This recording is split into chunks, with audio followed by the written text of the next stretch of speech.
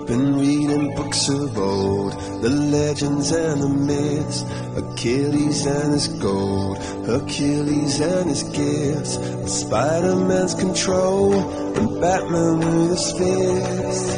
And clearly I don't see myself upon that list. But she said, where'd you wanna go? How much you wanna risk?